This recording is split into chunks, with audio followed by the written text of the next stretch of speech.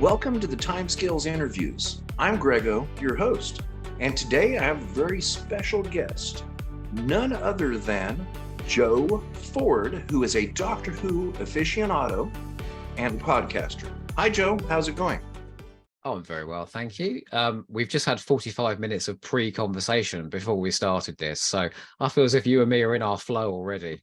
We definitely are, and it is so much fun to meet you today. And so that watchers and listeners know, the Timescales has always had links at the bottom of the main page to other community and content. And one of those links, as far as I know, for probably over a decade, has always been to Doc Oho reviews. And I remember when I started reading reviews, probably just under a decade ago, a lot of those reviews were by you, and you helped me find some Big Finish stories in particular that I've loved. So we ran into each other on Twitter, and at some point I realized, wait a second, that's who that is right there. So I reached out to you and said, hey, can we do an interview? And it's a little bit odd because it seems like a lot of the time you're the person doing the interviewing. Oh, I am, yeah.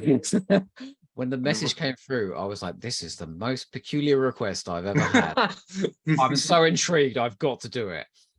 Okay, well, thank you. And so how are you doing today?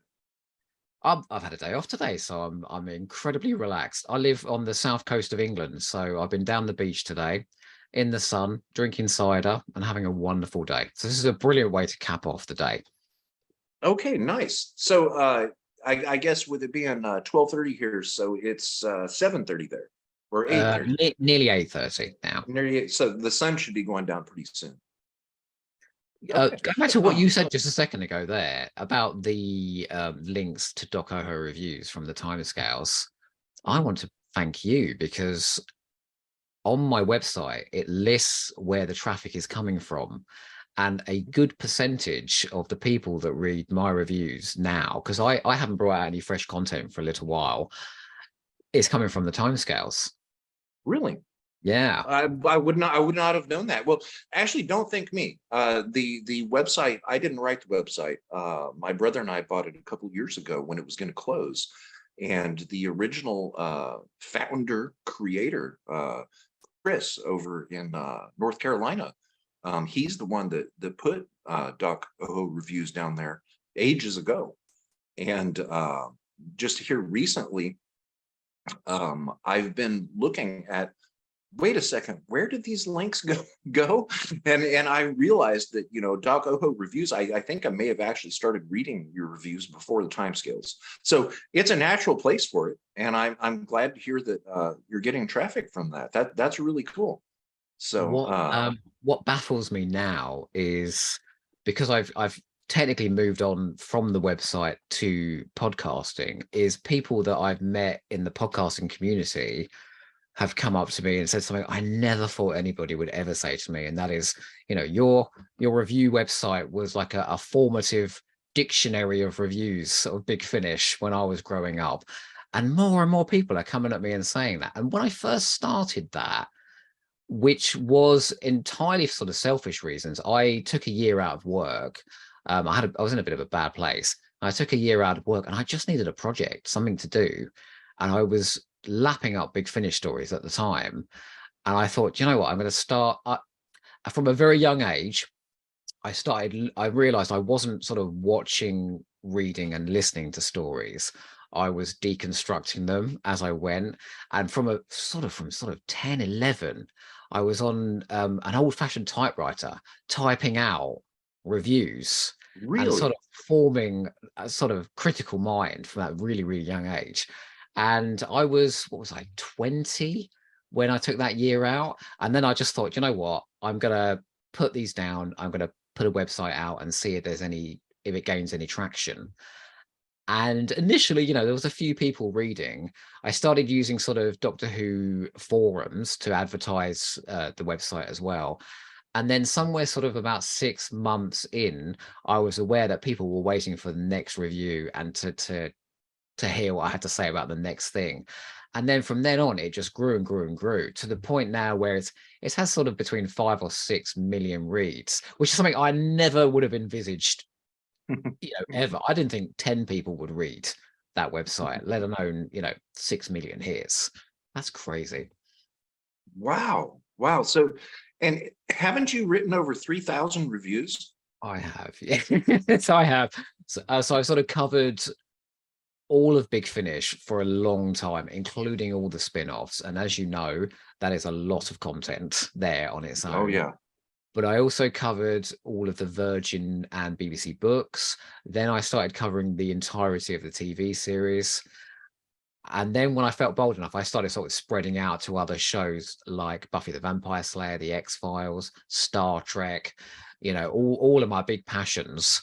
I thought I'm gonna cover everything. I haven't quite got there yet, but yeah, I thought it was time to sort of diversify a little bit. Okay, very good. So, folks, this sit down here is something that I've been very much looking forward to, because I have learned greatly from Joe's reviews about what I might enjoy, Doctor Who and Big Finish wise in particular. And until today, I had never spoken with Joe. So this is the first time that we've ever met, and it's really exciting for me. And I'm so glad that you were able to set the time aside, Joe. That's really cool that you were willing to be able to do this. So tell us about you. Tell us what is a day in the life of Joe Ford like? Probably, compared to everybody else that you've spoken to, remarkably mundane. So my day-to-day job is retail. I work in retail, so just a shop worker. But because that's a job that doesn't require an awful lot of thinking, I also run 4 podcasts just to keep my mind active. And just 4?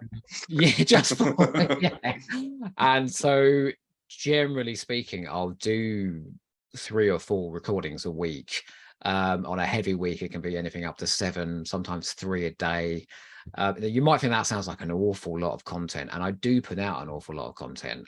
But what I say to anybody that kind of says, there's a lot of you out there, is, the numbers are high and people are listening. So as long as people are listening, I will keep putting out content. So my day to day is, quite quiet. I live on the South Coast. I work in a shop, but at night is usually when I come alive, and that's when I reach out to people just as you do, all over the world. You make connections all over the world in podcasting, and I talk, and I do a lot of talking. Awesome. You have a great voice. Thank you. You're definitely cut out for podcasting. So you say 4 podcasts, and I couldn't imagine anything like that, because podcasting can be a rather large job. And I know with Doctor Who in particular, the internet is littered, unfortunately, with a lot of defunct podcasts. And I think that people tend to get burned out on doing them over time. I have seen that happen. And it's kind of giving yourself a job. So I cannot imagine someone doing 2 podcasts, much less 4. So hats off to you for being able to do something like that. There is a way of keeping it fresh, and that is each one is unique. So I have 3 Doctor Who podcasts. The biggest one is called, and if you can tell me what story this is a quote from, you get 10 points. It's called A Hamster with a Blunt Penknife. Oh yeah, Paul Mars. Or no, I'm sorry. I am familiar with it, and I think you know who wrote it, don't you? It's Androids of Tara. It's David Fisher. Yeah, so that's the sort of the biggest one that I do, the one that gets sort of quite large amount of listens, and that is Doctor Who commentaries. And the sort of USP with that one is I wanted a different guest every single time, because there's somebody out there that will champion every single Doctor Who story. And I was just determined to find them, because I think, there's a lot of clickbait out there. If you look on YouTube, there's a lot of sort of toxicity and people saying, bottom 10 Doctor Who stories, which gets a lot of attention. I thought, no, I really want to accentuate the positive, and I want to find the people that love everything. And it's proven really popular. And sometimes, the less regarded stories are the ones that people like listening to more, just because it's so refreshing to hear a positive spin on it. So that's got a unique guest on each episode. But like all of these things, you find people that are extremely good at talking critically, and so you sort of keep them coming back for more. So I've got sort of a steady pool of about 25 to 30 people now that sort of cover, and they've started getting a following because they're on the podcast. So it's like the gift that keeps on giving, that it just sort of gives them a bit of exposure as well. So that's one. I started with one called The Nymon Be Praised, which I do with my friend Jack. And those are incredibly long, but detailed discussions on anything you can think of. It can be sort of random subjects, such as like season 24, or a character like Ace, or we just basically talk about whatever we want. And I want to say to anybody that's got that voice in the back of their head, because I did when me and Jack started Nymon, I said to Jack out loud, who on earth is going to want to listen to us talking about Doctor Who? Well, it turns out quite a few people did. So if you are that person and you want to start a Doctor Who podcast or a Doctor Who website, and you think there's nobody out there to listen to your voice, give it a go. Because if I hadn't given it, it transformed my life. And if I hadn't have given it a go, my life would be very different to how it is now. Like I met my partner through podcasting. My best friends I met through podcasting. My world sort of transformed around reaching out to people and talking about something we've got a shared love of. So I really wanted to say, just give it a go. If you're sort of on the fence about doing it, absolutely you should do it. Okay, very good. That is inspirational, and I have found that in doing the interviews, it's something that is kind of a little bit addicting, and I get kind of a natural high from it. After doing an interview and meeting somebody else that enjoys the same things that I do, it'll put you on cloud 9 for the rest of the day. Like when you're in the playground and you meet somebody that's got the same love for something as you do, and you're just so excited and you talk about it, thinking about age 6. It's a bit like that, where you meet somebody and you connect like that.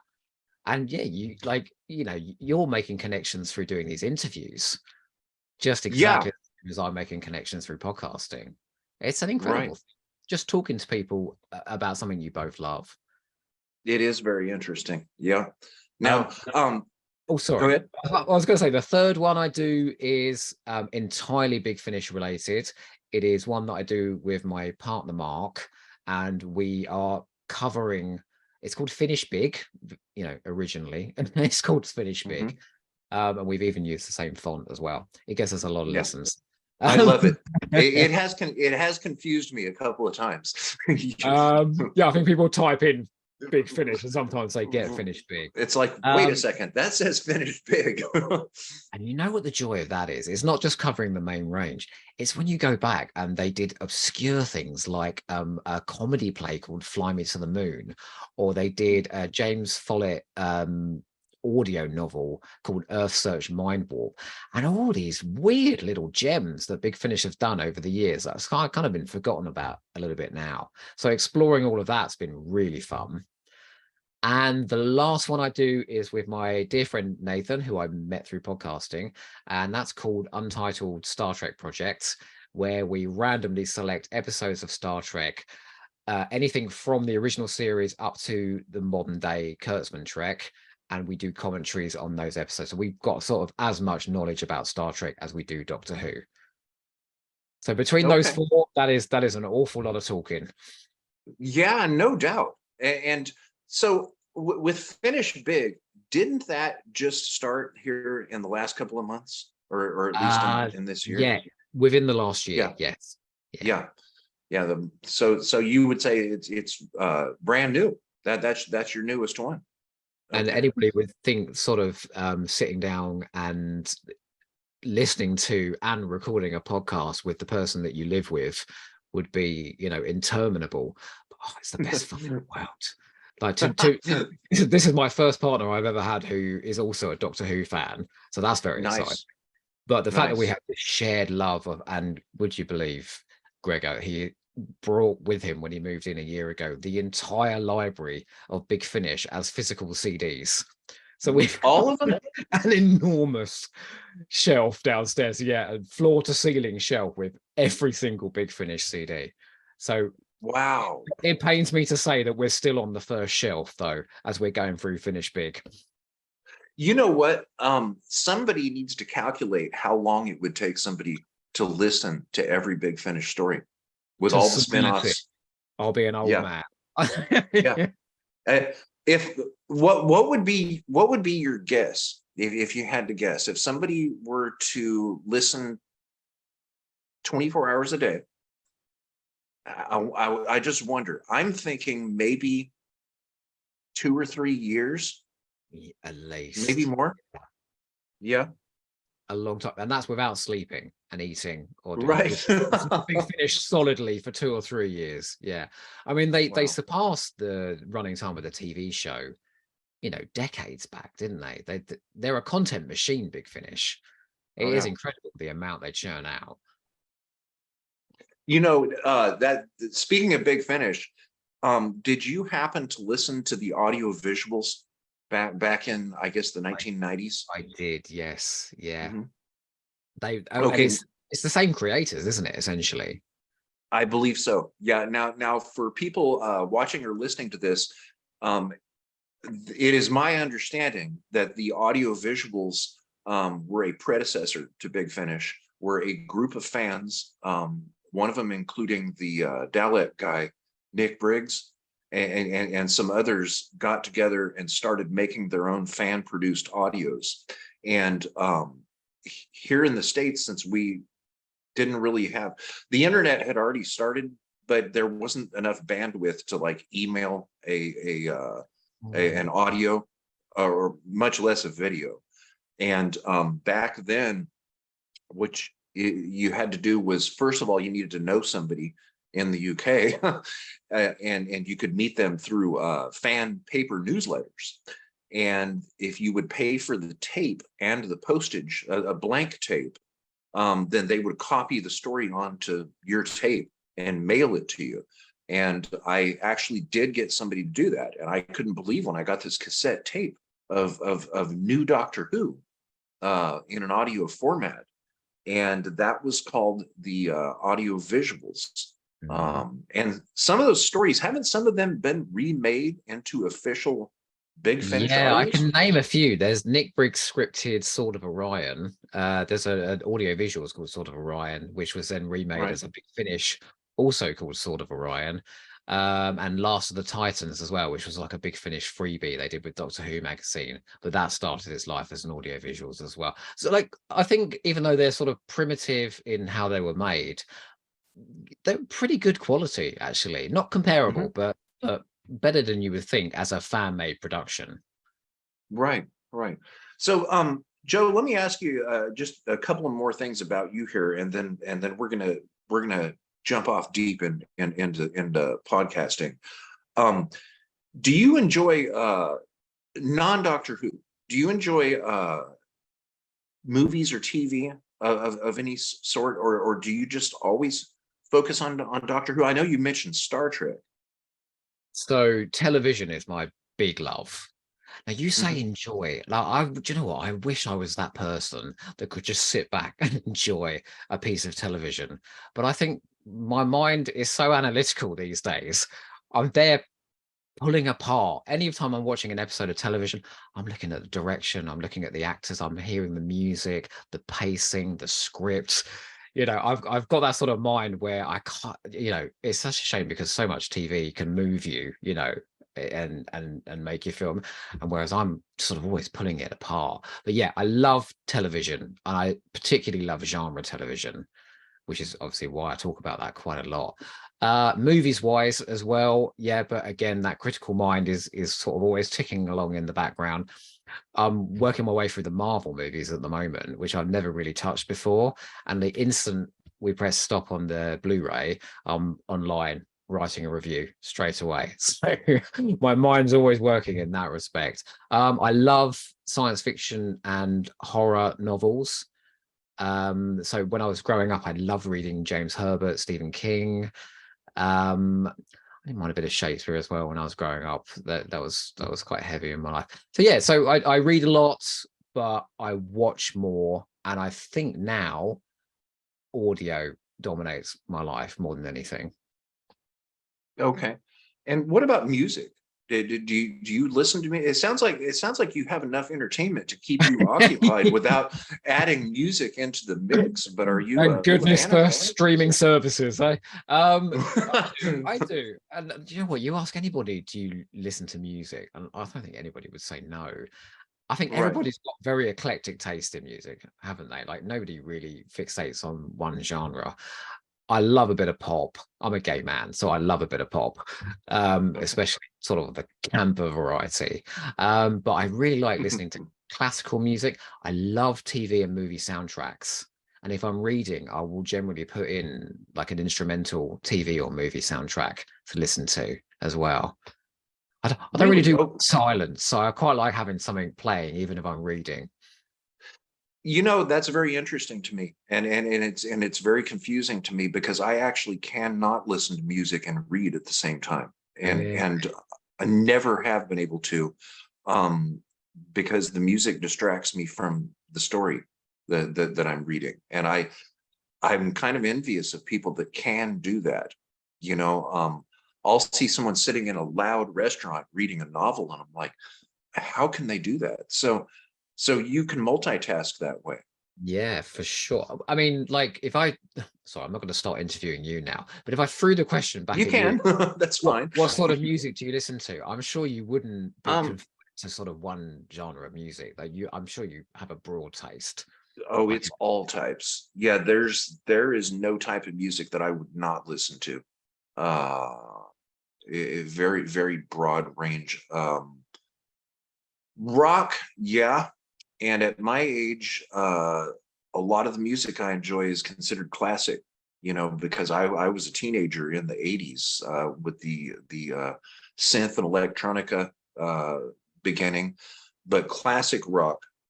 I'm an old concert goer. I've seen a lot of the rock bands like Aerosmith, ZZ Top, Metallica.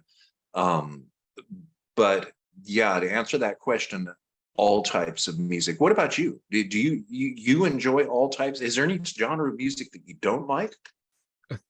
I'm almost too scared to say now because I'm not too keen on rock. Oh, Anything that sounds like a kitchen being smashed up and somebody having a nervous right, breakdown, right. I sort of zone out when it's that sort of music. I really do like classical music though.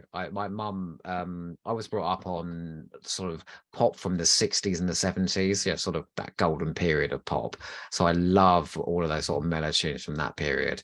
But my mum listened to a lot of Mozart as well and other classical musicians. So that's sort of if I was going to go to music, that's probably what I would listen to. Okay. Now, I will say this about rock. A lot of it, if you tune into one of the classic rock stations, um, those songs right there are the same recordings being played over and over and over and over again. And that I really can't stand. I like live performances Mm. because I look at it this way. The world has a billion songs plus, and one person can't listen to all of them in their life. So why would you want to listen to the same song over and over and over again? So when it comes to bands that I liked when I was younger, I will seek out live performances of them That's because the same live, reason I love the theatre. It's one, it's the immediacy of the live performance, but you could go and see the same play, 50 times, and you're getting a unique version of that play Mhm, every single time, just as you are with a track when you go and listen to it in a concert. exactly. Yeah, they are all different. And the bands have to be really talented to be able to perform live, because a lot of the recordings, like if you take something from Metallica or Aerosmith, um, those were done in studios. And it doesn't matter how many times you listen to that track, it's going to be the same. But then the live performances, I like watching Metallica live. They'll do performances here in the Bay Area, and the guitar is different every single time, and some of the time considerably different. And there's certain songs like Enter the Sandman that I think that they could perform 1,000 times and it would be different every single time. So those nuances there are interesting. That's why I like, you listen to a song on the radio, like you say, that's the same song every single time. Mhm. When bands bring out like an acoustic version of the same songs, sort of slowed down a little bit with the guitar. I love that, when it's sort of a Mhm. fresh take on an old song. Covers. I'll Covers. bet you. Yeah, Yeah. exactly. Yeah, covers I very much enjoy. And some covers of original songs are way better than the original performers. Oh, for sure. Yeah. That's Unless they're pretty being sung common. on Glee, and then I've got some issues. Well, it's pretty common to find something on YouTube. Like take Metallica, for example. Go and check out a Metallica cover, and there are some bands on there that can perform those songs just as good, if not better, than Metallica themselves. You're gonna have to So send me some links. Send me some links to I some will. rock music I should listen to. Okay, I will. I'm And that person who never seeks out new music. That's a real failing of mine. I never seek out new music. And yet when people recommend it, I'm usually there, it's people I know, people I respect their opinion. So I'm there straight away and I'm like, why have I never discovered this before? So if you could please do that for me as well, I'll be very yeah, grateful. yeah, absolutely. There are a couple of cover songs that I actually have bookmarked, and I say I don't like listening to the same music over and over again, but some of them are so good that I will go back to them. And one of them is a Metallica cover, and then also some '80s pop. Oh, Some right. of That's those that's my songs, period, baby. 80s pop. yeah, yeah, me too. And the thing is, since technology has advanced since the '80s, the sound quality of the covers is far superior, like with a lot more bass in some of them than what the original songs had. So okay, so Joe, we definitely have music in common. And speaking of links, for those of you that are watching or listening to this, on YouTube, if you will go to the YouTube video and look down below in the description, we're going to put links to all of Joe's podcasts. So what we have just discussed, you're going to be able to go and check out. So go to the YouTube version of this interview and check out the links here down below in the description. I put So out a very small public warning with that. what's yeah. That there are 550 episodes of A Hamster with a Blunt Penknife. So if you do like it, just be prepared that you are going to lose a section of your life. Okay, now the hamster with the blunt penknife, you kind of threw me off on that. For some reason, I thought there was a tie with the author Paul Mars. I mean, it does sound the sort of thing that he would say. He's So yeah, quirky. so yeah, so maybe that's why it sounds like his sense of humor. It's what Tom Baker says to K9 in The Androids of Tara when he's trying to cut through the door to get inside the castle when they're in the boat together. He goes, Really? "Do hurry up, K9. A hamster with a blunt penknife would do it quicker." That's where it's No come. kidding. Yeah, and Okay. the quote, that quote from Tom Baker is in my like title theme tune. So people listen to that every time they hear an episode. At over 500 episodes. 500 Wow, episodes. that is awesome. Okay. All right. So, do you happen to recall the first time that you watched Doctor Who, and do you have a doctor? Yes, and yes. So the first time I Okay. watched Doctor Who was episode 2 of Battlefield in 1989. And I was so distraught by Ace, you know, when she's banging up against the glass and the water's filling up. I was 9 years old. I was convinced when that title music hit that she had drowned. And my mum said to me, "You're too young for this. You're not going to watch this. You can watch it next year when you're a bit older." And unfortunately, Doctor Who was cancelled at the end of that year. So yeah, I watched Right. one episode of Battlefield, and then after that, it was VHSs all the way. No kidding. Okay. That was a horrifying scene. That I remember being a little bit traumatized by that right there. I think I may have had a nightmare about that. You know, when you watch something when you're younger and it really frightens you, and you, as an adult, you're aware it's all artifice, it's all television. You still have those sort of tingles, don't you? Yeah.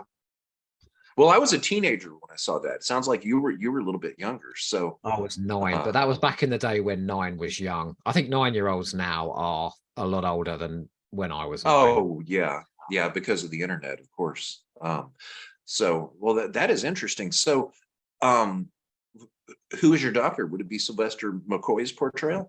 It's not Sylvester McCoy. This is a bit controversial, actually, because this doctor usually falls at the bottom of everybody's list, but I love him. It's Colin Baker's Sixth Doctor. Okay. I have a very particular reason for that.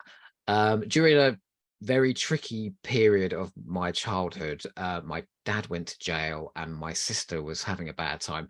The Trial of a Time Lord box set came out, and it was a lot of Doctor Who all at once, and I could absolutely just dive into that story and forget about what was going on in my life. And I watched it over and over again. You could tell me till you're blue in the face that The Trial of a Time Lord is no good, and I'll still tell you it's an absolute masterpiece, because I know every line of that. And Colin Baker's Doctor, this sort of brash, bold, colourful, I don't know, it just spoke to me. There was just something about his Doctor that I really, really liked.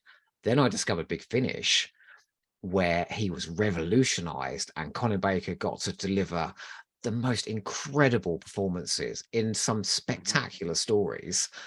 And I was just like, yep, I was right. He's amazing. And to this day, I listened to a Colin Baker story last week that's just been released. To this day, he's still delivering brilliant performances. And on top of all of that, I think he's a fine ambassador for the show as well. The show kind of crapped on him from a great height when he was sacked, and he could have just pushed it away and said, well, that was embarrassing.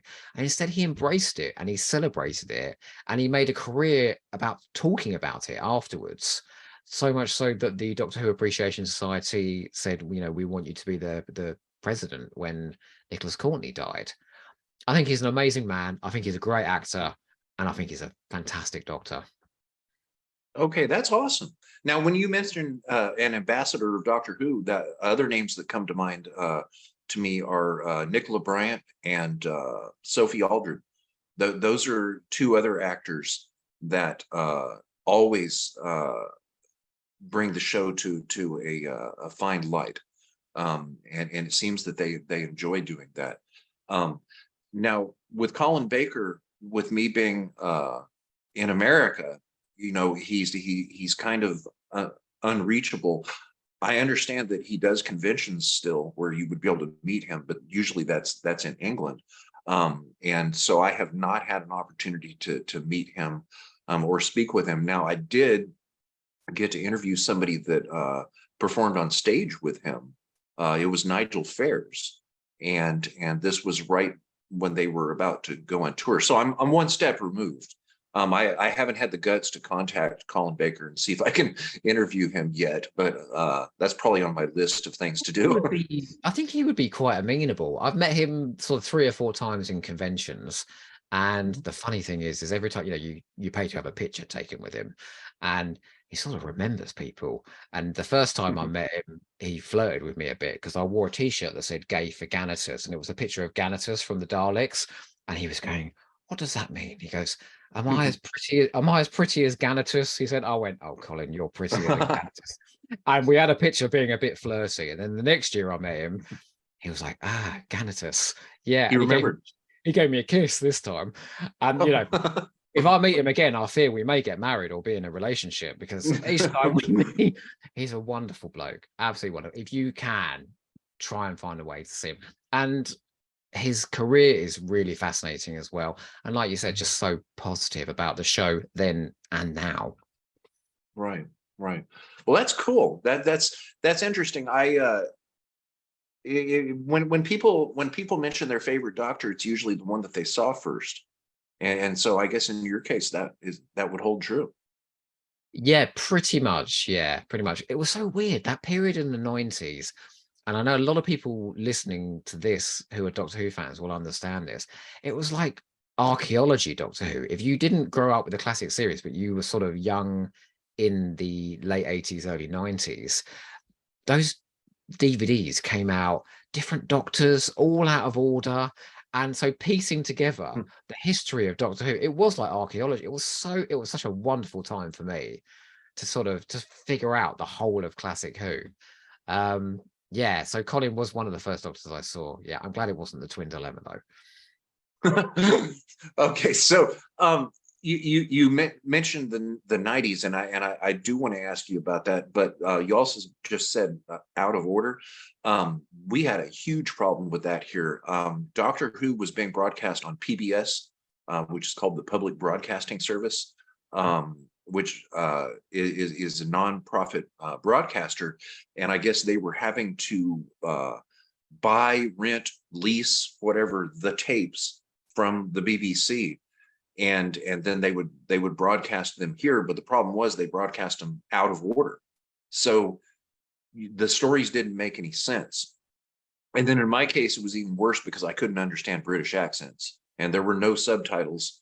So people might think it's strange for someone who speaks English to need English subtitles, but the show was very extremely difficult for me to understand. But yeah, it was all broadcast out of order. What And was great in the 90s was you had all those books like the program guide and things like that. So like whilst other people in my circle were, studying for incredible careers, there I was studying Doctor Who in great depth, trying to figure out how this all made sense. And right. I won't say I've made a career out of Doctor Who, but it certainly brought a lot of joy to my life. So it wasn't a waste of time. It was, yeah, great. So the wilderness years, Mm. when my grandmother and I used to watch Doctor Who together, we did not know when the final episode aired in 1989. It may have been 1990 before we even saw it, but somewhere around there was a delay in the PBS stations getting the tapes from the UK, from BBC. But we didn't know that was the final episode. And then I very distinctly remember that 16-year gap of no Doctor Who, where at some point I put all my tapes and put them in boxes and just put them in the closet and just shelved that interest, because it seemed that it really was over. And it was a real letdown to find something that I just really loved, and then all of a sudden it's gone. So in your case, did you experience here they call it the famine years. I guess that never made it over there. I guess you guys call it the wilderness years. Wilderness years, yeah. So what did you do during that time? What was that experience like? This is going to sound insane because it was the one period where Doctor Who wasn't on the TV. I think this is one of the most exciting periods of Doctor Who ever. Like you had the new adventures coming in and they were telling stories, too broad and too deep for the small screen. The comics were thriving, the fan circuit was exploding. And like I said, you could discover all of those classic Who stories as well. So like where other people grew up with it, I sort of had it in that 10-15 year period as they brought everything out on VHS and then on DVD. And let's be honest, we're all buying it now on Blu-ray. We'll buy these things again and again, won't they? They keep releasing them, we'll keep buying. But to me, I think that was a massive period of innovation and experimentation for Doctor Who. It started flirting with being more adult and sometimes very childish because of it. The New Avengers had a lot of swearing and violence and things like that in it. But what it was it was the fans taking hold of the show and refusing to let it die, Mhm. you know, and telling story after story. And I genuinely believe it was that sort of fan belief, that engine of storytelling that came out of the show ending in 89, that gave it an opportunity to come back in 2005. You So you know, believe the fans kept it alive? I don't think the light ever went out, the craving for more, you know. And I think if they sort of pull the curtain on the show now, that would happen all over again. Again? But Yeah. with the last, what is it, 15, 14 seasons behind them to sort of be a catalyst for the next great, you know, period of experiment. Doctor Who's never going to die. I think it's gone on for so long now. It's inspired so many people. I think it's just going to go on forever. Well, the story format is pretty much open to it being endless. You know, Mm, when you have all of time and space, what can't be done? exactly. Oh, There's right. no story you So, can't tell. right.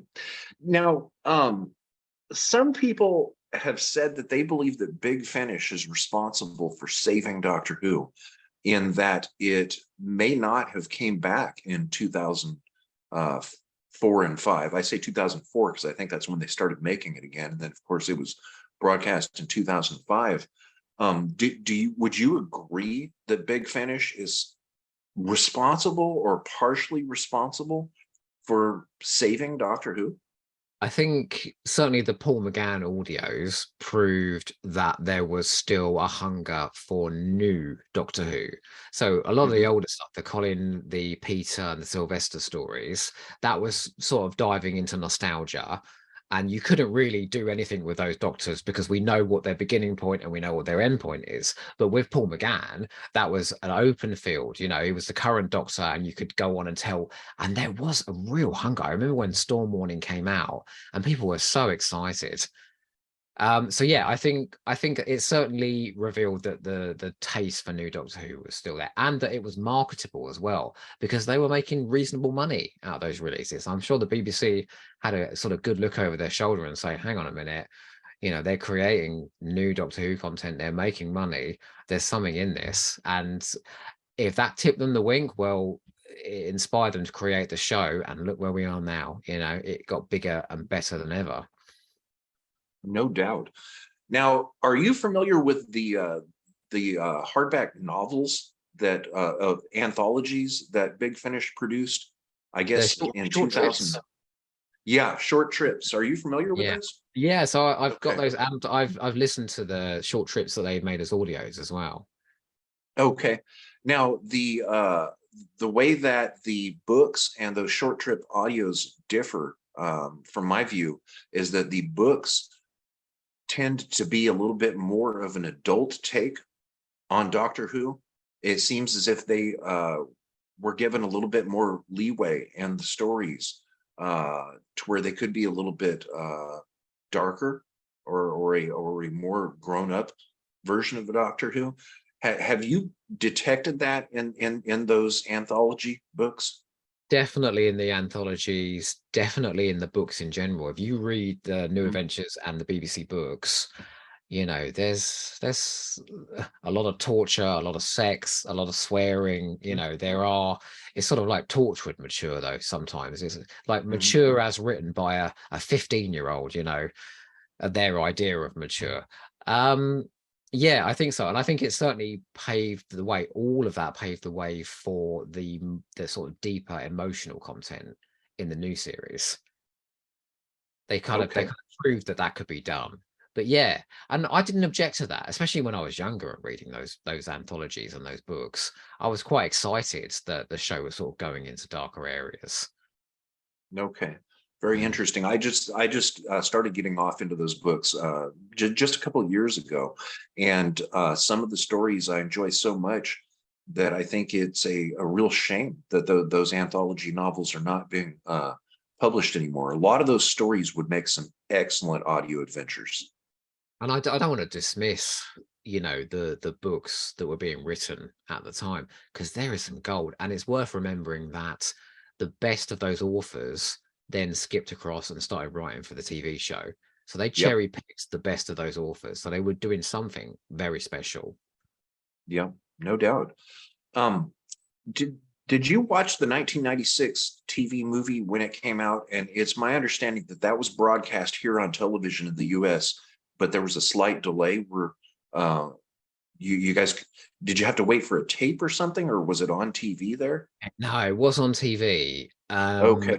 It got a good viewing figure as well. It was in Mhm. America that it bombed, wasn't it? And then in the UK, Yeah. it got something near 10 million viewers or something. It's what's considered a success.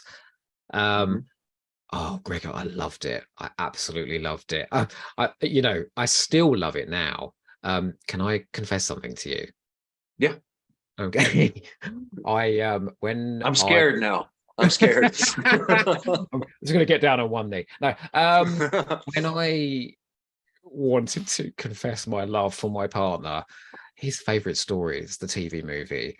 I Oh, paid Daphne Ashbrook, who played Dr. Grace Holloway, to on Cameo, where you can get celebrities to record messages to deliver my message of love to my partner. oh, no kidding. That's And awesome. she was so funny. She was like, hello. I thought about writing a love song or doing love poetry, but in the end, I think love speaks for itself. And oh, it was just what do you know what? I love the TV movie even more now because of that. Bless her. That is absolutely awesome. So, how in the world did you get her to do that? So you must have you heard of Cameo? No. Oh, so it's like a website. There's loads of Doctor Who actors on there, and they've all got different fees. And it's a way of them making sort of supplementary income. They Mhm. record messages, so you write what you'd like them to say and who they to say it to. So, say you knew somebody who was a massive Sylvester McCoy fan, and it was their birthday. He'd say "Happy Birthday" and play the spoons, and do a little. It's such a fun No gift kidding. to somebody. So, Dr. Grace Holloway declared my love for my partner. That is absolutely awesome. I can't believe I'm admitting that on a Zoom call. Do you know? And by Cameo. Like Okay. Cameo, yeah. Oh boy. I'm kind of wishing you hadn't told me that, because now I'm gonna have to go check that out. It's great, and there is a vast number of Doctor Who people on there as well. So there should be someone there to cater to your needs. I'm sure. Okay. Okay. Now that I think of that, I don't know if it was on Cameo. I know that Tom Baker at some point, I guess within the last couple of years, he would record a greeting or a message for you. Uh I'm not sure if he's still doing that. In fact, if you go on YouTube and you search for Tom Baker birthday something, so there are some clips on there where people have had him record messages for their friends and family. So okay, so Cameo, I'm gonna have to Cameo, check that out. yeah. So okay, I'm wondering, you mentioned that you started writing reviews on a typewriter, and I find that to be very surprising, because the typewriter is old technology now. And Mm. what I'm wondering is, do you recall when you first started writing reviews, or when you started your first review site? So I started writing them really. I would consider young, so sort of I don't know, 11, 12. They were just like little paragraphs, and I still miss a typewriter. Like I love modern technology, don't get me wrong, it allows me to reach out to people, but the tactile sense of using a typewriter, there's something very personal about using a typewriter. It's fabulous. And I have those reviews as well. I'm not famous enough to publish them, but I still have them in a box upstairs. Just sort of brief sentences. But it just goes to show that early on, that sort of urge to study and express myself critically was there. But it wasn't until I was about 20 that I started the website. So it was sort of quite late. Okay. Now, as far as podcasting, it's a very broad, diverse community, Mm, and there's so many wonderful and interesting podcasts to listen to. You know, finish big, and I'm not just pumping you up because you I were hear kind that's a enough good to one. let me Yeah. interview you. That one I love. That is really good, and people definitely should check it out. But how do you feel generally about the podcasting community? So one of the biggest surprises for me, well, first of all, the ability to be able to give people a voice to talk about something they love, that's the greatest gift of podcasting. Um, and even more, like one of my best friends, Fraser Gregory, he came on and he did a commentary about the Space Museum, and he was so nervous. I remember so nervous to do it. And you go back and listen to that, and you can sort of hear, sort of how nervous you and I can be, when you go into an interview, Right, things like that, right. when it's audible. Um, and then over time, he sort of honed that voice, gained confidence, started appearing on other podcasts, and now he's a massive presence online. And I've been able to do that with lots of people on the podcast. So that's one amazing part of the community, is that one, you give people a voice, and two, then they go off and fly. And it's wonderful to see. But the other really surprising thing is, and I should have known this when the idea was to have a different person on each episode, is that's a community that you're building. I had no clue that was going to happen. And then I realized that community sort of formed on Twitter, and because it was people talking in a positive way, it was this hugely positive space on Twitter. Suddenly people were meeting in real life, friendships were being forged, people were starting relationships, all because I picked up that mic and decided to start talking. And this whole thing, and it's nothing to do with me, I just facilitated the conversation, but just the way that people find each other in that form, it's extraordinary. It really is. And just how those people support each other and encourage each other and sort of stimulate creativity, I think it's wonderful. I think the fan community at its best, it's the most wonderful thing. And to being able to sort of facilitate a part of that sort of corner, that's been the most positive thing about this whole experience. Imagine social media turning social. I know. You're right. But just the thought of friendships building, relationships starting because you started a podcast, it's just a wonderful thing. Yeah. uh, and so far, because I know there is the dark side of social media as well, there is the trolls. I'm sure you've experienced that. I've certainly experienced that with Yeah. Doctor Who reviews. You put an opinion out there. Doctor Who fans are fairly set in their ways. If your opinion contradicts their opinion, they're going to let you know. And usually, if it's on Doctor Who reviews, under an anonymous name with lots of swear words. And what I realized very early is, if I'm going to be part of this community and if I'm going to put my opinion out there, I've just got to grow a very thick skin. Initially, I was like, oh God, people hate me, I'm going to stop doing this. And then after a year, I was like, no, do you know what? You just got to mute those voices.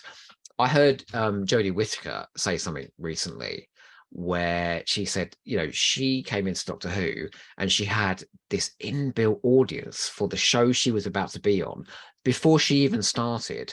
And a portion of that audience already didn't like what she was doing before anything had even been broadcast. And she made a decision to block out that part because, one, it was going to be detrimental to her mental health, and two, what can you take from that, from somebody just saying, I hate you and what you're doing? That you can't do anything with that. So yeah, and I'm with the timescales, I'm fairly certain you must have had, if that's a free site where people can give their opinion, that just invites trolls in, as well as people that want to give thoughtful reviews. Yeah. You Oh just yeah. have to ignore it. You Yeah. just have to say, you know what, I'm not going to let that upset me, and I'm going to keep doing what I'm doing. Yeah, I've definitely seen it. And I'm not really one for censorship.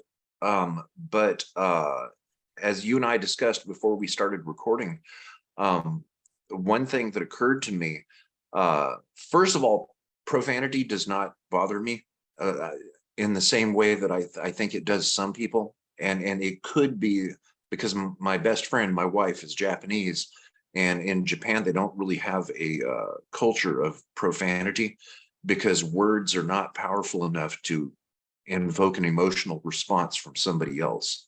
So when we first met, one of the things that we used to do to joke around and play around with each other talking is use an excessive amount of profanity, just joking around.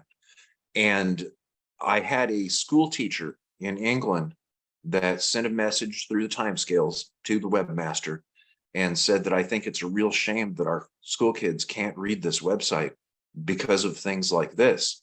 And she sent me a link to one of the reviews where, it shocks me. I don't understand why, when writing a review on a Doctor Who story, that somebody has to use a large amount of profanity in a bad context. I think it can be used in a good context to where it is humorous, but not in an attacking type of setting. And I don't really like to censor people, but I did have to reach out to some of the users and tell them, look, do you realize that children might be reading this? And you need to think about that while you're writing your reviews. Like, And I actually had such a to huge kick some difference people off. between delivering a critical review, which absolutely that should be encouraged, be honest with your opinion, Right. and somebody just attacking. There's a difference between the two, and you're right, you have to sort of weed out the attacks whilst Yes. encouraging and there's a fine line sometimes. Yeah.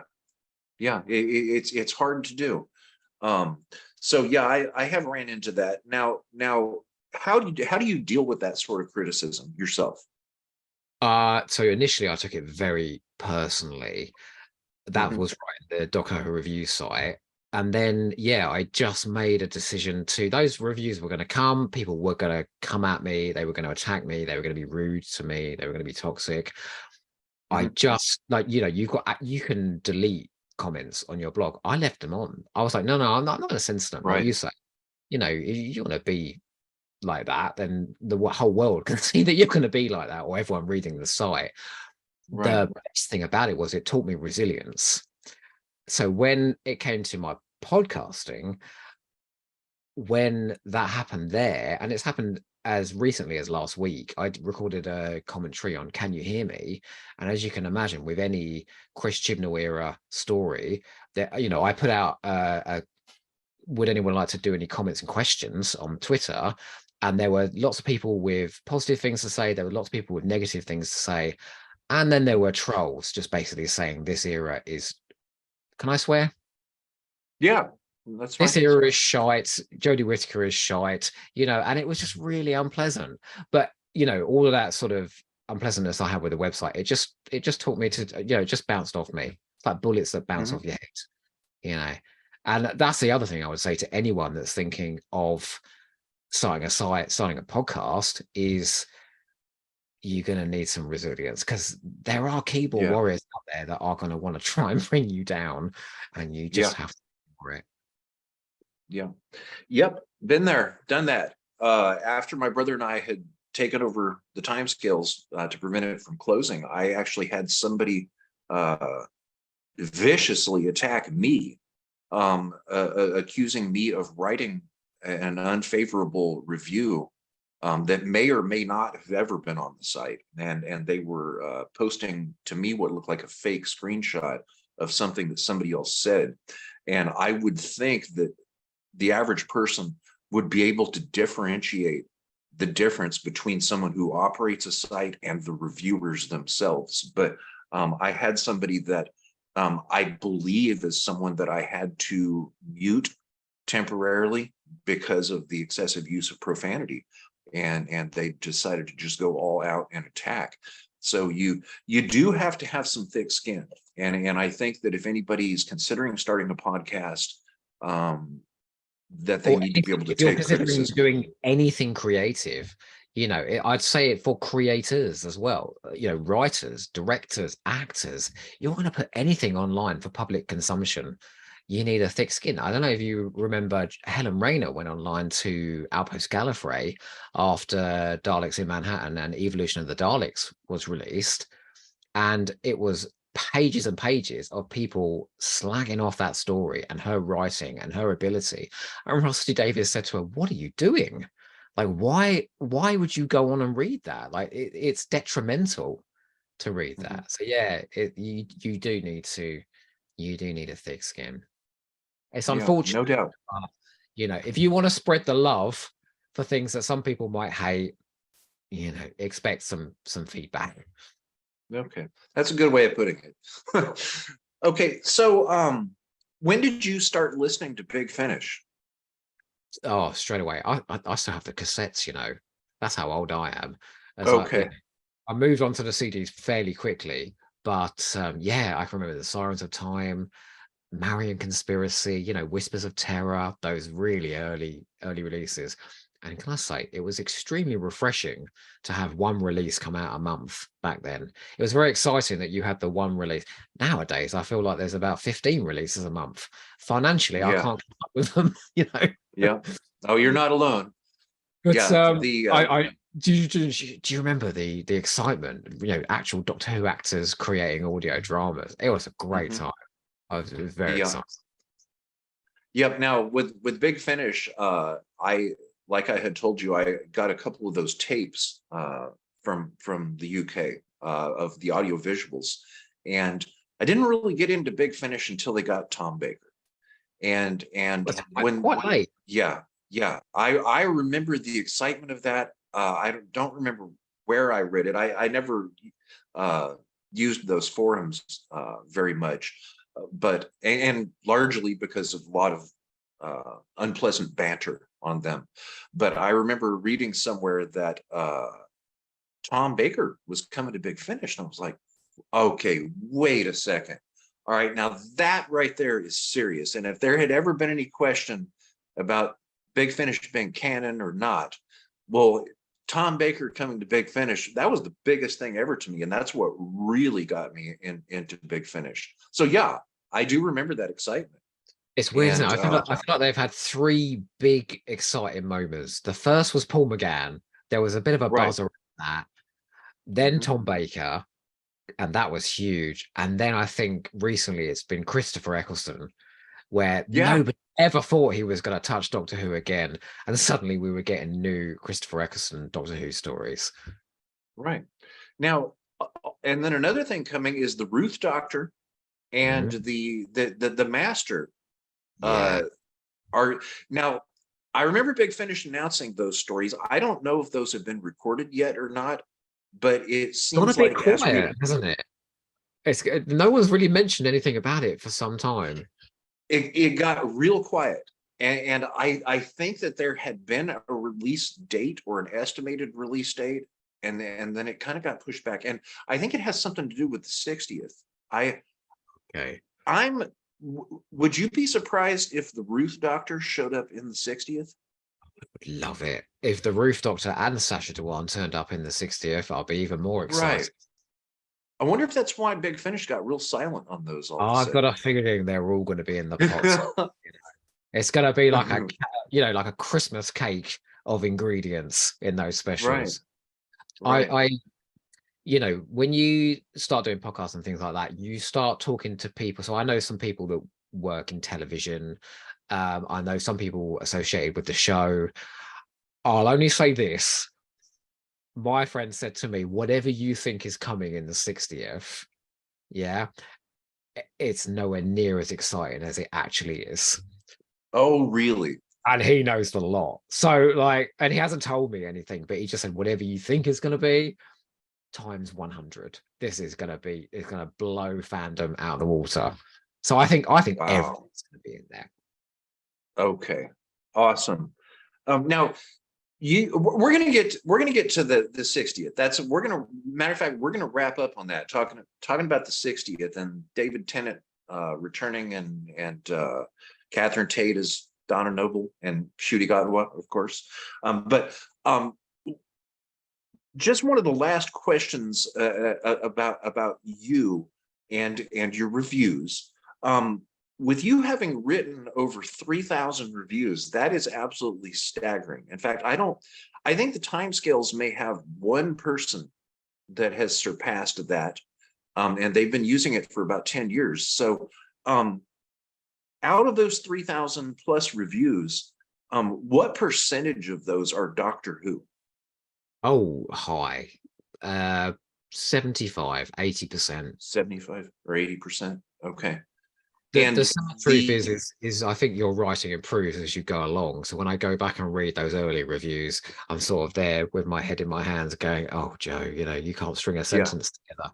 Whereas the right. sort of ones I've written in the last 5 or 10 years, they are honed critically, let's say that. Okay. Yeah, same here. I wrote reviews years ago, and then at some point went back and looked at them and thought, you know what, this isn't going to help anybody. And so I just archived them and removed them. So one of these days, one day I'm going to start writing reviews again. I would really like to do that. I'll look So out for the website. look out for what? I'll look out for the website when you do. Okay. I just need to figure out a cool username. So once I get past that, I'll start doing them. So besides your own website, where else do you post your reviews? Oh, that's a good question. So I actually started out on the Doctor Who ratings guide, which is run by a fantastically smart woman called Stacey Smith. And the brilliant premise of that website was she created the site and anybody could write reviews on it unedited. So she's very smart and she could probably bash all my reviews I wrote back then into shape. But no, it's your voice. And so she just gave you a platform to get, and that's how I started.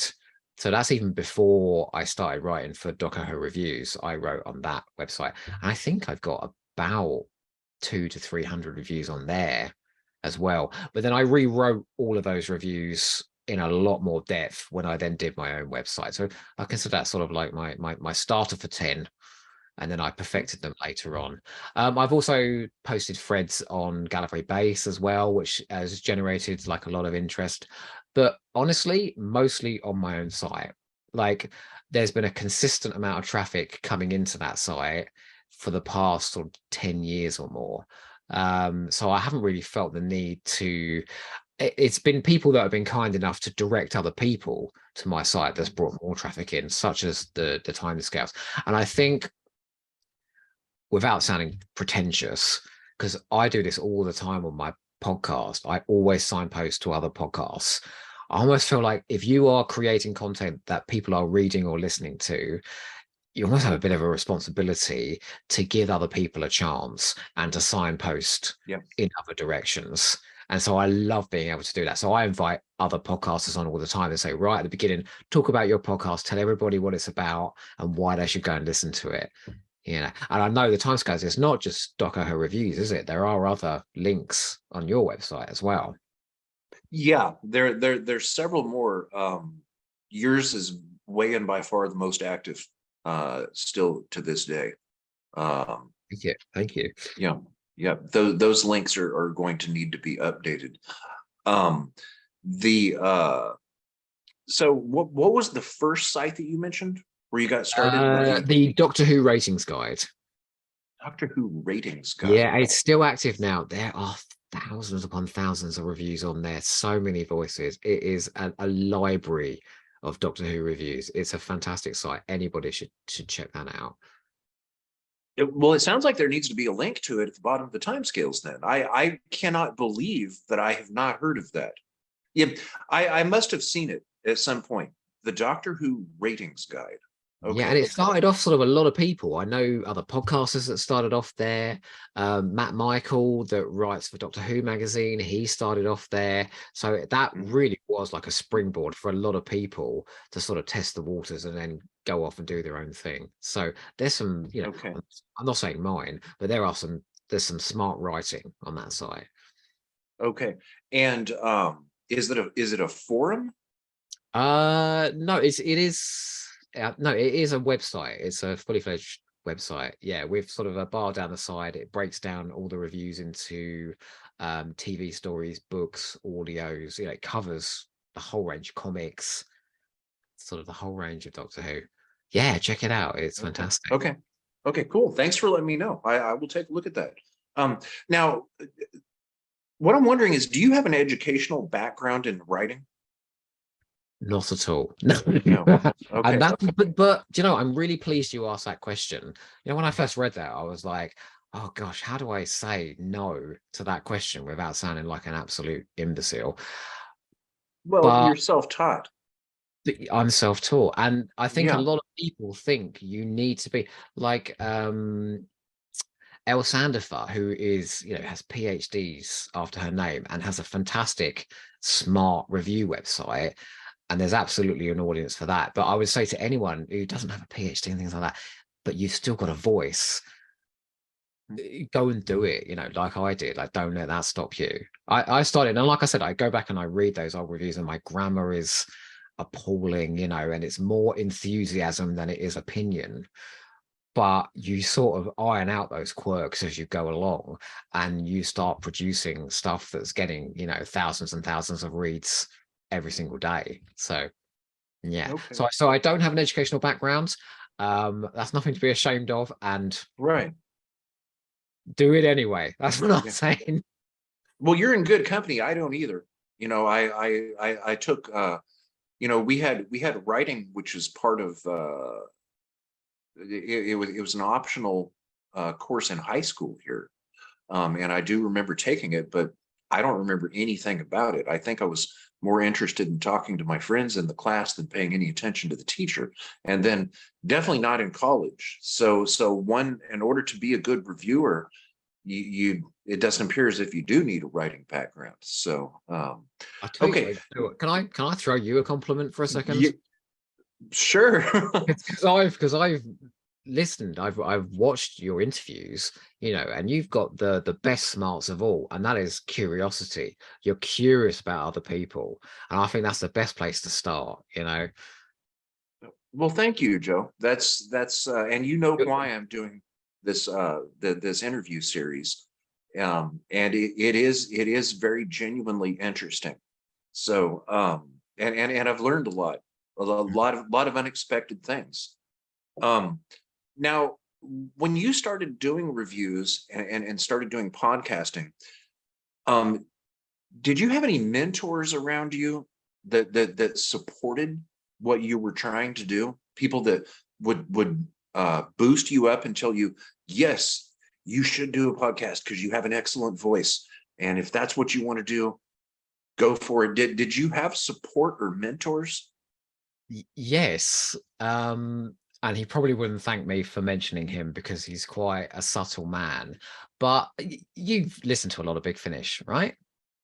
Oh yeah, So yeah. you know the Eighth Doctor companion Cariz? Hmm. It's the Eighth Doctor Charlie and Cariz. That's an actor called Conrad Westmass, who is genuinely one of the nicest human beings on this planet. And I started recording, and he was one of the first people to say yes, that he was going to come on and do it. And boy, that he couldn't have been a better mentor in terms of sort of enthusiasm for doing it. He said to me the things you said to me today. You got a great voice for this. You're curious about people. You've got a lot to say. You're engaging. Like, I didn't believe any of that, and he sort of sat me down and said, you know, you're going to be good at this. Do it. He goes, you know, I've heard people, you know, I've been at Doctor Who conventions being interviewed, and you're a million times better than half the interviewees that I've had in the past. Like, go and do this. So Conrad was instrumental at the start, and I would really like to mention Nathan Bottomley as well, who is one of the podcasters on the. It's an extremely popular Doctor Who podcast called Flight for Entirety. It comes out of Australia. It's one of the sort of smartest and funniest. And we met when we did a podcast together. And you know, when you just sort of click with someone instantly, Hmm. we clicked, and he's become like one of my firmest friends in that we talk every single day. And he drove me to be the absolute best, because I aspire to be as good as he is. I'm not sure if I'll ever get there, but he inspires me in how good he is. So I'd say those two people are the ones that have sort of given me the most. And then, if you'll indulge me, a couple of friends that have come out of this as well, Simon Hart and Fraser Gregory, two of my closest friends now. They've done more Hamster podcasts than anybody else, and they inspire me just because of their kindness and how smart they are and how funny they are. So yeah, the thing about this is, and you'll know this from doing the interviews, is you just meet the best people Yeah, having these conversations, and it's people from walks of life you never would have met under any other circumstance. And it's just because you have this shared love of Doctor Who, right. and the Yeah, connection it's that you make, and those people that come into your life and inspire you. It's a wonderful thing. Doctor Who is the gift that keeps on giving, Gregor. It really is. it's very interesting. And I think there were some silver linings to COVID in that it taught people how to use Zoom and how to actually finally start using these newfangled video phones that we have now. And it seemed like during lockdown is when people, I don't like to use the term fan if I can avoid it, because fan is short for fanatic, and a fanatic is not the most positive of terms. So I like to call people lovers of Doctor Who, because I think that's a good Right. way of describing it. I love Doctor Who, and not ashamed to say that. And it's obvious that tons and tons of other people do too. And it is always very interesting to meet new people. And I remember doing the very first interview. It was with Will Hadcroft, who had worked on a Doctor Who story for BBC Audio, and he had worked on it for many, many years, almost decades. And he Right. finally became a published Doctor Who author. And I read that story, or I read news of this online somewhere. I think he may have put it on Twitter, saying that my new Doctor Who story is coming out. And I thought, wow, that would be really interesting to talk to somebody that worked so hard for so long and then just got published by BBC. And in meeting him, I learned that he is just a normal person. Yeah. And I think you kind of know what I mean there, because you've probably met more of the actors and people than I have, because of your location. And it's always interesting to find out that somebody that you may have thought was unapproachable is not unapproachable, and that they're actually a really nice, kind, genuine person. And I've got a lot of names that come to mind in those regards.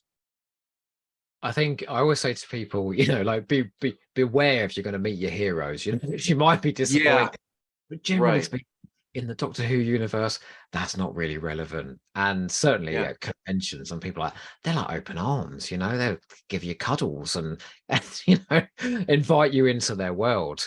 It's really wonderful.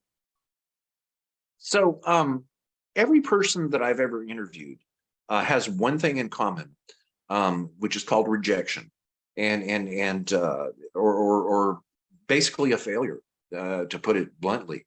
And this is more of a question that I like to ask of authors, actors, musicians, and what have you, because I find it very interesting that every single person has that in common. Now, that they've experienced such. Now, with you being a reviewer, podcaster, um, and you using the internet, um, as you described earlier, with even including some of the negative things that have happened with people's opinions and the attackers, have you experienced a downside, something that did not go the way that you wanted it to? And if so, how do you deal with situations like that?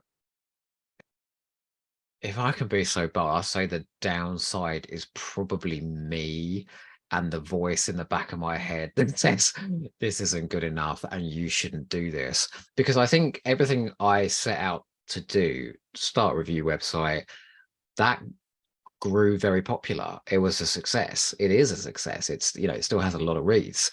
I set out to do a podcast. That's been a success. You know, with the Hamster, I created a way of monetizing that by offering exclusive content. The premise is this, and I may try and get you on this actually, you know, because I would love to see what you'd pick, but it's essentially like people that already contribute to the free episodes. They choose another TV show they love.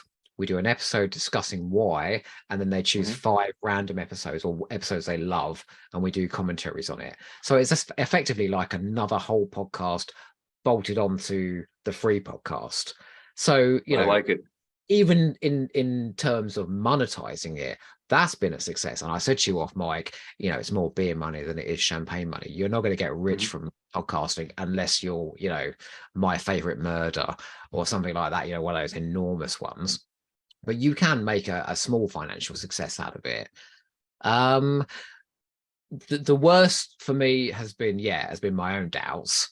And that's why I keep saying, like, to people, go out there and do it, despite the fact you might not think, you know, if you might approach people for an interview and in the back of your head you might be fearing rejection, but you still go ahead and do it, you know. Oh because yeah. ultimately you're going to get a wonderful interview out of it.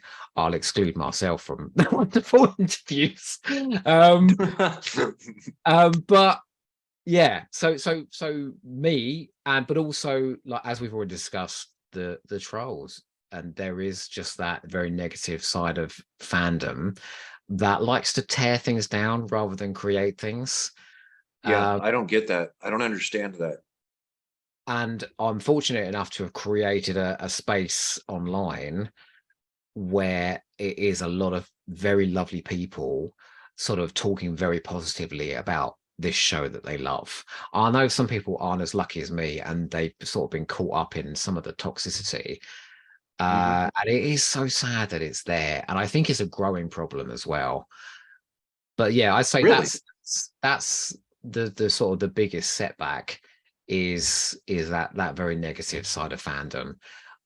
But like I said to you earlier, you know, like, I kind of put a shield up to it now and I don't engage with it. The worst thing you can do is engage with it, because it's not a dialogue between two people.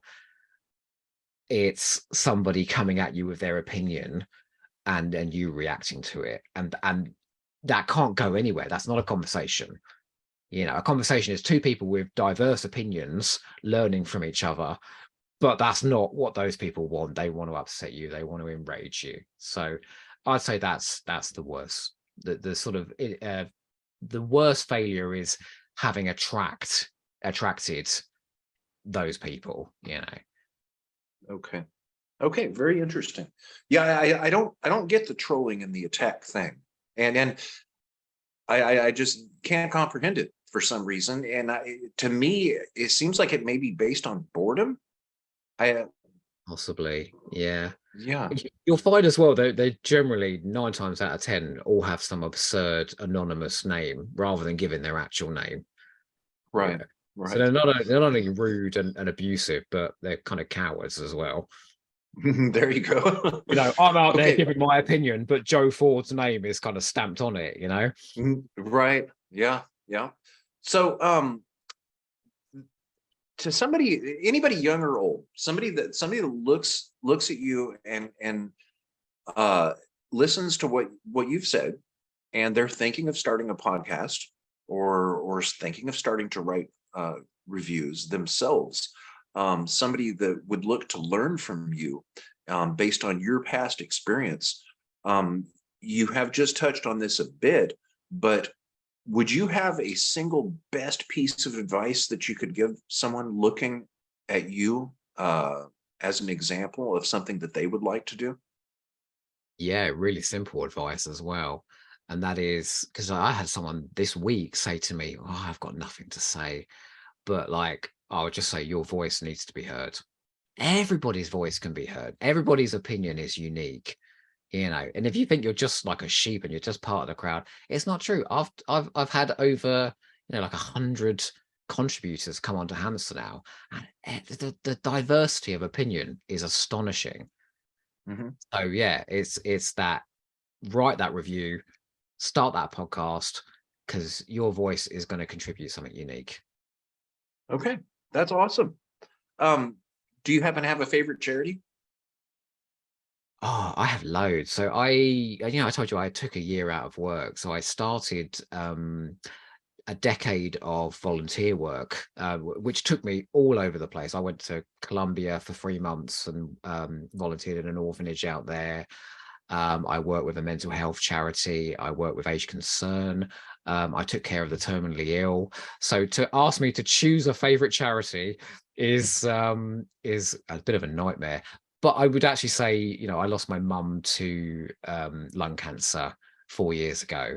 So any of the cancer charities, the work they do and the support they gave us during that time was absolutely incredible. So yeah, any of the cancer charities. Okay, very good. And where do you like to be found online? Oh, good grief, what a question. So Doco reviews, obviously. You can find any of my 4 podcasts: A Hamster with a Blunt Penknife, The Nine One Be Praised, Untitled Star Trek Project, at what's the other one? Oh, Finish Big. There's so many, I can't. The new one.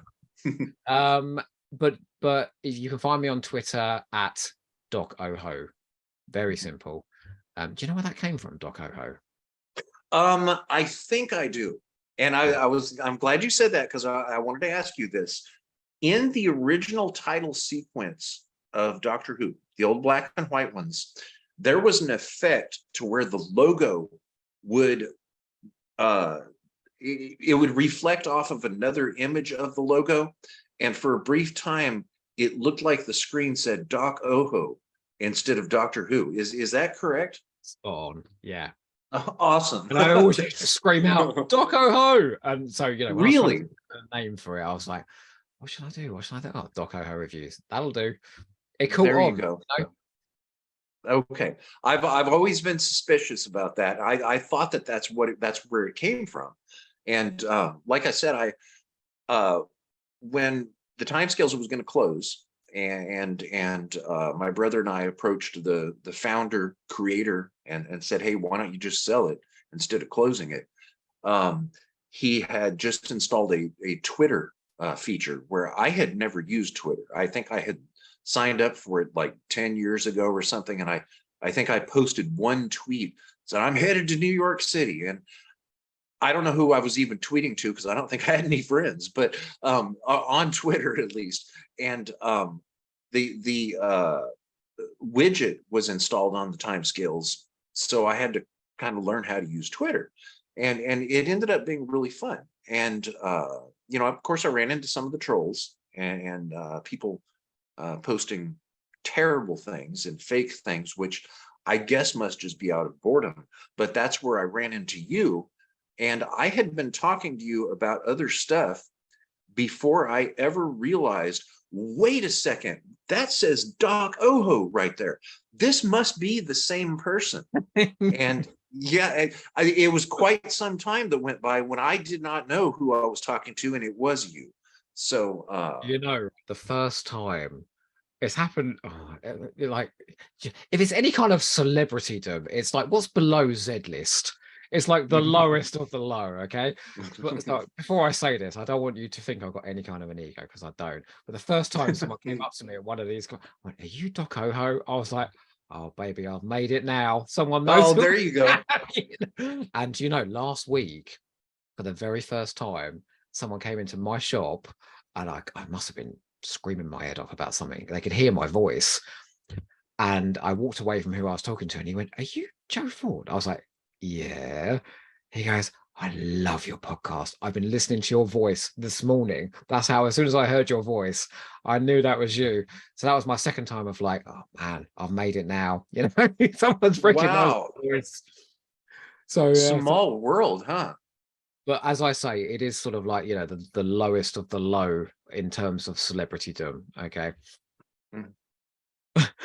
So somebody had just been listening to your podcast and that recognized your morning. voice. Wow, that is awesome. Because I said, Okay. "Oh, did you enjoy it?" And he went, "The seeds." So I thought, someone was like, "Is he lying to me?" He went, "No, the seeds of death. I love it." I was like, "Blimey, I only posted that 2 hours ago." So yeah, that was definitely me. So yeah. Wow. Wow, how cool. So, how do you feel about Russell T Davies coming back, where somebody a fan has coined him as RTD2, and that just kind of took off. I mean, that's hilarious. I wish I'd been the one that thought of that. But how do you feel about the RTD2 era? And with, I mean, David Tennant is back, Catherine Tate as Donna Noble. We keep learning more and more about these three specials. And then, of course, we already have the next Doctor, Shuti Gatwa. How do you, and then the 60th. How do you feel about all this stuff going on? Well, before I say anything, I want to put in a caveat that I absolutely loved Chris Chibnall and Jodie Whittaker in Doctor Who, because I feel like there's this, oh, Ross T Davis is coming back to save the day. I really Mhm. love, and one of the joys of my podcast is finding people that love that era and giving them a Mhm. voice. Because I sometimes think that the negative Nellies about Jodie, they're the loudest people, rather than the ones saying nice things. So I just wanted to say that first. But saying that, it is a fact that David Tennant is my favorite new series Doctor. Catherine Tate was my favorite new series companion, and Ross T. Mhm. Davis was my favorite Doctor Who showrunner for the new series. And if you'd have told me 2 years ago that I was going to have 3 more episodes featuring those three, I would have laughed in your face. I am delighted. It's going to be incredible. I think it's going to be incredible. I think Rusty Davies was a little bit tentative when he wrote the show back then, because TV was in a different place and he wasn't too sure quite how far he could take it. The show's come a long way since then, and I think his writing has come on and on since then. Years and years. A Very English Scandal, Nolly. He's written some of the best TV we've seen in the last decade. And then the brilliant, brilliant casting choice of Ncuti Gatwa, which was so left field. I think it's going to be like the new golden age of Doctor Who. Really? I think, from what I'm hearing, again, this is just whispers from people I know in TV land, that the spin-offery that's going to come from this is a lot bigger than people know as well. So, like the sort of Star Wars expanded universe, Yes. with all those different TV shows and things going on, Marvel. and Marvel and Star Trek as well. It's had sort of 5 shows Yes. Star Trek. for a little while. We're going to be doing that. So I think Doctor Who's going to Okay. explode in a really fresh way. And honestly, I don't think Chris Chibnall was the person to do that. I think he was very good at creating his version of Doctor Who. But I think Rusty Davis understands television and sort of the direction it's going in better than pretty much anyone else that could be in control of the show. And he is going to make that transition from it being a TV show on BBC One to being this sort of phenomenal franchise. That's where I think this is going. I think it's going to be great. Okay. Now, I'm glad that you mentioned the Jodie Whittaker era and the showrunner Chris Chibnall, because anyone who is on the internet and is a lover of Doctor Who is probably aware of the fact that there were a number of people that did not care for the Timeless Children, uh, just as an example. And we just found a couple of more things that we have in common, Joe, is that David Tennant is also my favorite new series Ooh. Doctor. Donna Noble was my favorite companion. And I also loved the Jodie Whittaker era. And Brilliant. that being said, I was happy that there was finally a woman cast in the role of the Doctor. And I think that that era is historic in its own way, because thinking back, the Hartnell era is obviously historic in its own way, with the shaky sets and all of that. And each of the Doctor's eras is historic in its own way. And I believe that in the future, people will look back at the Jodie Whittaker era, and I believe a lot of lovers of Doctor Who will appreciate it more as its own standalone era. And watching the Whittaker era, I saw it as a piece of history that was in the making, just passing by. And I see you want to say something about that. Well, obviously, I'm only speaking to a small percentage of Doctor Who fans, but I think that's already starting to happen. So I'm talking to people on my podcast that kind of wrote off the era. They've gone back. Now it isn't current Doctor Who. Now the survival of Doctor Who isn't on the shoulders of Chris Chibnall and Jodie Whittaker. They're now going back and seeing all the good that's there without that sort of how's it called? Cancellation anxiety. I think we still have cancellation. There's a good one. Every single year, don't we? Of like, oh, this could be the end, In the Forest of the Night. What a dreadful episode. The show is doomed. It's going to come off the air, So I think that tide has already started turning. But as well, like, I don't think an era, I'm just going to rattle off 5 episodes, that's got Rosa, Demons of the Punjab, Fugitive of the Jadoon, Haunting of Villa Diodati, and Power of the Doctor. You can't write off an era that's got those episodes in it. Like, there's so much good there. Right, exactly. So now as far as Ncuti Gatwa, do you believe that he has his own following of fans already because of his sex education and other programs he's been involved with? And you think that's going to bring some positive followers to Doctor Who? Definitely. 1, he's the sexiest Doctor we've ever had. And 2, he's the hippest Doctor that we've ever had. Oh, sorry, my door's just opening and closing. That's magic, that, isn't it? Yeah, I saw that.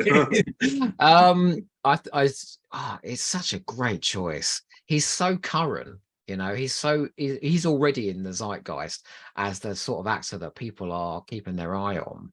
So to hand him a role like Doctor Who, and he brought out an interview today in Rolling Stones magazine. I saw that. Yeah. You read it? And the thing he says, I was born to play this part. I was, an evacuee from my own country. I basically am the Doctor, It's the sort of things that Tom Baker was saying when he took on the role. But, the publicity pictures we're getting with him in all those fantastic costumes that he's wearing, the buzz around Melanie Bush coming back. I mean, whoever thought that Melanie Bush would be back and everyone would be this excited? No, I genuinely think we're in for a hell of a ride. I mean, anyone's going to be disappointed. Well, no, people will be disappointed because there is that element of fandom that want to tear things down, but we'll ignore them. There you go. Awesome. Okay. Well, I had asked you for an hour and I think we ran over just a tad. Sorry about that. Pleasure. Absolute pleasure. I thank you for saying yes. You know that there's a little bit of anxiety involved when you ask someone to do an interview, because you always know that it is a possibility that they may say no. And with you, I've been curious about who you are for so long now, and now we got to meet. I think that is really awesome. I appreciate it. So effectively, I'll sum myself up as a bit of a nobody with a very loud voice. But actually the joy of doing this, because I said to you at the beginning, I wasn't really sure what on earth can I possibly say in an interview when I'm the one that's usually facilitating those. But actually, we've sort of been able to examine the nuts and bolts of having a website, building a podcast, creating a community, and maybe a light isn't shone enough on that really positive side of fandom. So I think we've been able to do that here, and that's wonderful. Yeah, thank you very much. People will be able to learn from this, and that's one of the main intents of this interview series, as you know. So thank you for your generosity. People that have enjoyed this, check out the links below and go look at Joe's content. If you enjoyed or learned anything today, thank him for his time. Reach out to him. Say hi to him on Twitter. His Twitter link's going to be down here below. He obviously does interact with other lovers of Doctor Who. So, Joe, was there anything that I did not ask today that you wish I would have? No, not at all. In fact, we went to some places that I didn't even think we were going to go to. Yeah, me too. I Yeah. just want to say, and you know, you're not the only one that can dish out a compliment here. What a charming interviewer you are.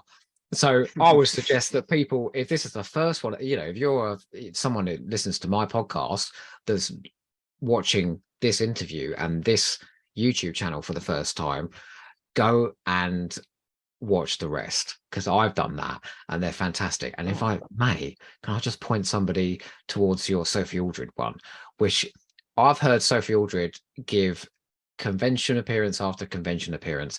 I thought I'd heard everything she had to say until I heard your interview. It's post Power of the Doctor, and it's post Childhood End, the book that she wrote with the 13th Doctor. It's a fantastic interview. So go and watch that. thank you, Joe. Sophie Aldred is an amazing professional, and she's a really nice person. And that was a great pleasure. I'm so glad that I was able to meet her like that. So you're very kind, and it was really nice to meet you. And we can do this anytime. So Now I've come on yours. You've got to come on mine now and do one of my okay. commentaries. Yeah, fair enough. I believe me, I am not going to reject until you know. So yes, I will. Thank you. Could I just say one last thing? I'm so sorry for Yeah. hijacking the end of this episode. You know, this isn't the first time you and I have met. Really?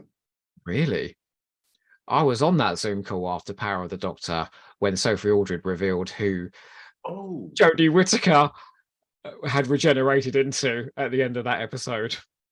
you were on there too. I was on that call. Okay. That was wonderful. I was like, wow, Sophie Aldred is delivering the news of who Jodie Whittaker has regenerated into. Yeah. To a member of the Yeah. audience and their children. It was great. Yeah. Well, that's awesome. Yeah. It was really weird to talk to Sophie Aldred twice in 1 week. Uh, who would imagine? Fantastic.